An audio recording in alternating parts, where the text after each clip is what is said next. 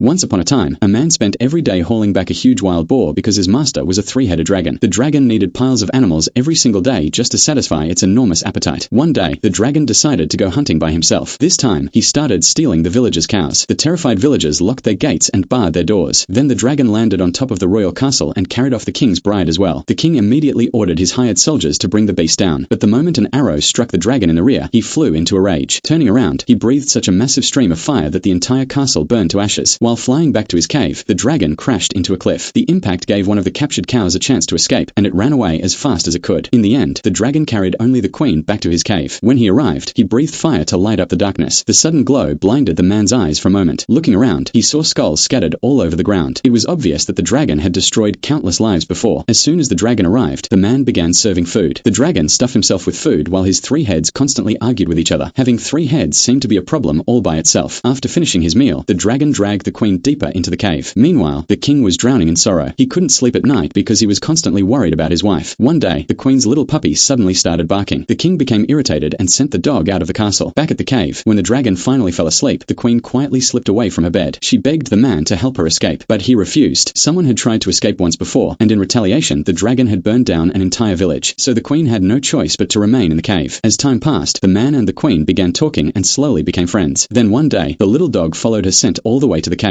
At that moment, they came up with a clever idea. They wrote the location of the cave on a bone and sent it back to the king with the dog. Meanwhile, the king remembered a famous strongman named Martin. Martin was known for accomplishing impossible tasks. If anyone could save the queen, it was him. But Martin wasn't willing to risk his life. The king returned home disappointed. The next day, however, he came back with all of his children and begged Martin once again. When Martin saw the innocent children, he immediately agreed to help. The kingdom's craftsmen forged a special suit of armor for him. They also created an enormous iron hammer so heavy that the ground shook whenever it struck the earth. The dog then led Martin straight to the dragon's cave. Martin stood before the entrance holding the giant hammer and shouted, "Listen, you monster, release the queen before I drive this hammer straight into you." But the dragon wasn't intimidated. He ripped an ancient tree out of the ground and charged into battle. The two fought from sunrise to sunset and continued fighting until the next morning. Eventually, both of them became completely exhausted. Neither one wanted to keep fighting anymore. Then Martin pulled a deck of playing cards from his pocket. The two agreed that the winner would be decided by a card game. A short while later, the dragon lost. The rules had already been set. The loser would be roasted by the winner. But the dragon had no desire to be roasted. He begged Martin for mercy. Instead, Martin ordered a giant plow to be made from a huge pear tree. He tied the plow behind the dragon and forced him to plow the land. After dragging the plow across nearly 800